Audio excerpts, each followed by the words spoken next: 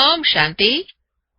This is the Sakar Murli of the 27th of February, 2015. The essence is, sweet children, in order to pass with honors, your intellect's yoga should not wander even slightly. Remember the one Father alone. Those who remember anyone's body cannot claim a high status. The question is, what is the highest destination? What is the highest destination? The answer is, the highest destination for you souls is when you die alive and belong to the one Father alone. You don't remember anyone else and completely forget all consciousness of your body. The highest destination is to make your stage constantly soul conscious. It is through this that you will attain your karmatit stage. The song is, you are the ocean of love, we thirst for one drop. तू प्यार का सागर है, तेरी एक बूंद के प्यासे हम. प्यार का सागर है, तू प्यार का सागर है, तेरी एक बूंद के प्यासे हम, तेरी एक बूंद के प्यासे हम. Om Shanti. Now, this song is wrong. Instead of love, it should be ocean of knowledge. You can't fill an urn with love. You can fill an urn with water of the Ganges, etc. So that praise belongs to the path of devotion. That is wrong and this is right. First of all, the Father is the ocean of knowledge. Even if you children have a little knowledge, you can claim a very high status. You children know that at this time, you definitely are members of this Dilwala temple. That Dilwala temple is non-living, whereas this is the living Dilwala temple. This too is a wonder. You are sitting here in the living form, whereas that is your non-living memorial. However, human beings do not understand anything. As you progress further, they will come to understand that this is definitely God, the Father's university, and that God is teaching here.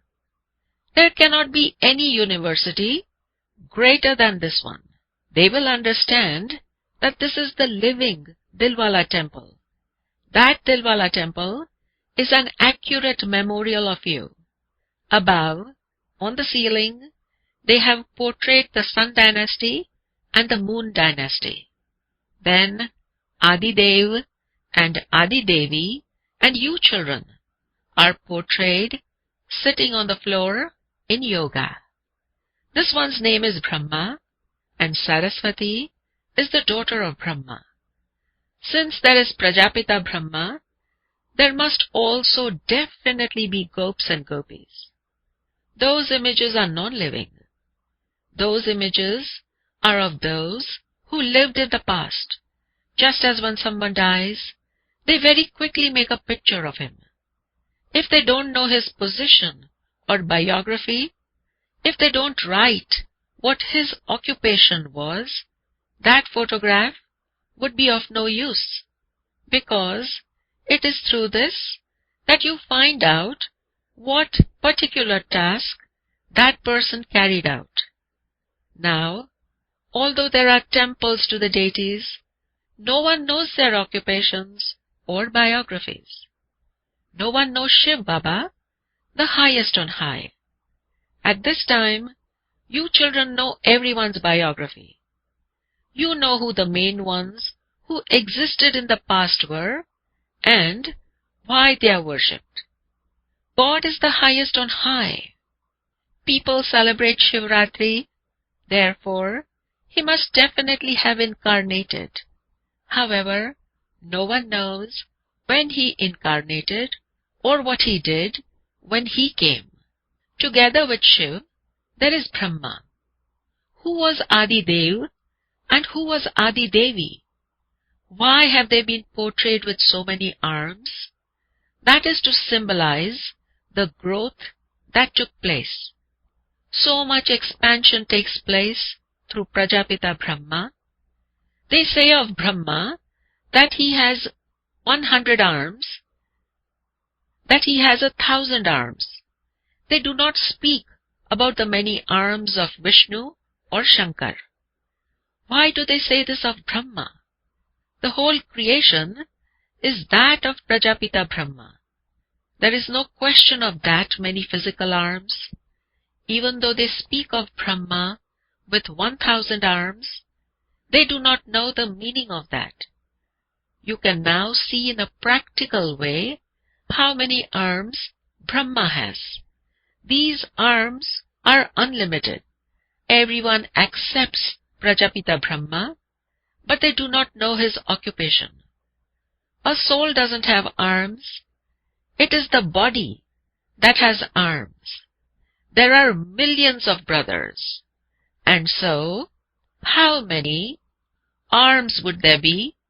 However, they first have to understand all the knowledge clearly before you can then relate all of these things. The first and main thing is that the One Father says, remember me and remember your inheritance. The ocean of knowledge has also been remembered. He gives so many points of knowledge. Not all of these points can be remembered. Just the essence remains in the intellect.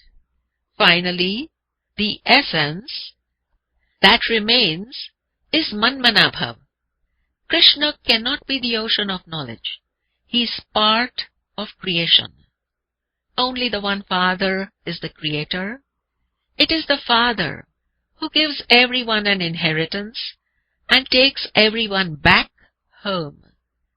The home of the Father and the home of the souls is the abode of silence. The land of Vishnu is not called the Father's home. The incorporeal world where souls reside is the home. Sensible children are able to imbibe all of these aspects. Not all of this knowledge can remain in anyone's intellect, nor are you able to write that much on paper. If you were to collect all of these Murlis together, the whole hall would be filled with them. In other studies, there are so many books. Once they have passed their examinations, just the essence remains in their intellects. When they pass their law exams, they have temporary happiness for one birth. That brings them a perishable income. This Father enables you to earn an imperishable income for the future. Gurus, etc., only enable people to earn a perishable income. When destruction comes closer, that income will decrease. You would say that the income actually increases, but it's not so. All of this is going to be destroyed. Previously, kings had their own income, etc. to use. Nowadays, they don't even have that. Your income lasts for so long. You know that this drama is predestined and that no one in the world knows about it. Each one of you imbibes this number-wise. Some of you are not able to explain anything. Some say that they explain to their friends and relatives, etc., but that too is only for a temporary period. Why aren't you able to explain these things to others at the exhibitions, etc.? Because you haven't imbibed it accurately. Don't consider yourself to be so clever. If you are enthusiastic about serving, you should listen to those who explain clearly. The Father has come to enable you to claim a high status, and so you do have to make some effort. However, if it is not in your fortune, you don't even accept Srimad, and your status is then destroyed. This kingdom is being established according to the drama plan. All varieties are needed for this kingdom. You children can understand that some will become good subjects and some less so. The father says, I have come to teach you Raj Yoga. There are the images of the kings in the Dilwala temple. Those who become worthy of worship become worshippers later.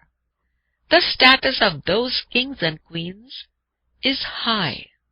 Even when they fall onto the path of sin, there are also kingdoms with wealthy people.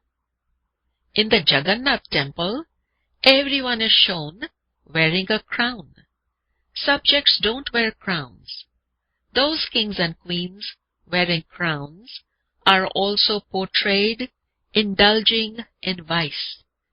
They too have a great deal of happiness and wealth, but some would have more wealth and some less. This is, of course, a difference between palaces studded with diamonds and palaces of silver. Therefore, the father says to you children, make good effort to claim a high status. Kings have greater happiness. There, everyone is happy, whereas here, everyone is unhappy. Everyone here experiences sickness, etc. There is only happiness there, but their status is still number-wise. The father says, always continue to make effort. Don't be lazy. It is understood from the effort you make what kind of salvation you will receive according to the drama. In order to claim salvation, you must follow Srimad. If a student doesn't follow the instructions his teacher gives him, he is useless. All of you are number-wise according to the effort you make. If you say that you are unable to do something, then what would you learn? You have to study and become wise so that people will say that you explained very well. However, you souls do have to die alive and only belong to the one Father. The highest destination is not to remember anyone else and to break all body consciousness. You have to forget everything. The high destination is when you have made your stage completely soul-conscious. Souls up there are bodiless, and then they come down here and adopt bodies. Now, whilst you are here, you must consider yourself to be bodiless. This effort is very great. You have to consider yourself to be a soul and attain your karmatit stage. Even a snake has enough sense to discard its old skin. You also have to discard your body consciousness. When you are in the supreme abode, you are soul conscious anyway. Whilst you are here and in a body, you must consider yourself to be a soul. The consciousness of the body should be broken. This is such a huge examination that God Himself has come to teach you. No one else would say, renounce all relationships of the body and belong to me. Consider yourself to be an incorporeal soul. You should have no consciousness of anything at all. Maya traps you in the consciousness of one another's body. This is why Baba says that you mustn't even remember this corporeal one. Baba says, you even have to forget your own body. Remember the one Father. This does take a lot of effort. Maya traps even very good children in the name and form of others. That habit is very bad. To remember someone's body means to remember evil spirits. I tell you to remember one Shiv Baba alone, but you then keep remembering the 5 evil spirits. There should not be any attachment to anyone's body.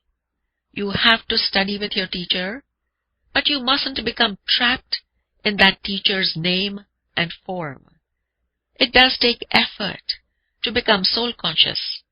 Many children send their child to Baba, but Baba doesn't have faith in them. Some say, I remember no one but Shiv Baba. However, Baba knows that the remembrance they have isn't worth even a penny. It is remembrance that takes effort. Souls get trapped by someone or other. To remember a bodily being means to remember the 5 evil spirits. It is also known as the worship of evil spirits. You remember evil spirits. Here, you only remember one Shiv Baba. There is no question of worshipping. You have completely finished all name and trace of devotion. And so why do you remember those images? They too are made of clay. The Father says, all of this is fixed in the drama. I have to change you from worshippers into those who are worthy of worship. You must not remember any bodily beings at all. No one but the one Father. When you souls become pure, you will receive pure bodies. Now those bodies are not pure. While souls are changing from Sato Pradhan to Sato, Rajo and Tamo, they receive bodies accordingly. You souls are now continuing to be purified, but your bodies will not become pure here. These things have to be understood. These points will sit in the intellects of those who understand them very well and who continue to explain them to others. It is the souls that have to become Sato Pradhan. It takes great effort to remember the Father. Some of you aren't able to have the slightest remembrance. In order to pass with honors, your intellect's yoga mustn't wander anywhere, even slightly. You should only have remembrance of the one Father. But your intellect's yoga keeps wandering around. The more you make others equal to yourself, the higher the status you will claim. Those who remember someone's body can never claim a high status. You have to pass with honors here. How can you claim a high status unless you make this effort? Those who remember someone's body are unable to make any effort at all. The Father says, follow the ones who make effort. This one is also an effort maker. This knowledge is unique. No one else in the world knows these things. It isn't in anyone else's intellect how souls change. All of this takes incognito effort. Baba is incognito. How do you claim your kingdom? You don't have to fight or quarrel for this at all. The whole thing is about knowledge and yoga. You don't have to fight anyone for this. Effort is made to purify souls. When you souls become impure, you also begin to take impure bodies. You souls have to become pure once again and return home. This does take a lot of effort. Baba can understand what effort each of you makes. This is Shiv Baba's treasure store. You are doing service in Shiv Baba's treasure store. If you do not serve now, you claim a status worth pennies. If you come here to the Father to serve, and you don't serve, what status are you going to claim? A kingdom is being established here. Servants, etc., also have to be created here. It is now that you conquer Ravan. There is no other war. This aspect that is now being explained to you is so incognito. You attain the kingdom of the world with your power of yoga. You know that your residence of your abode of peace. You children should only remember your unlimited home. We have come here in order to play our parts, and then return to that home. No one understands how souls return. Souls then have to come down here according to the drama plan. Acha, to the sweetest, beloved, long lost and now found children, love, remembrance, and good morning from the mother, the father, Bap Dada. The spiritual father says namaste to the spiritual children, and the spiritual children say namaste to the spiritual father. Essence for dharana. The first point is, do not have attachment to any bodily beings. To remember someone's body means to remember the evil spirits. Therefore, do not become trapped in anyone's name and form. You must even forget your own body. The second point is, accumulate an imperishable income for the future. Become sensible and imbibe the points of knowledge in your intellect. Understand the things that the Father explains, and then explain them to others.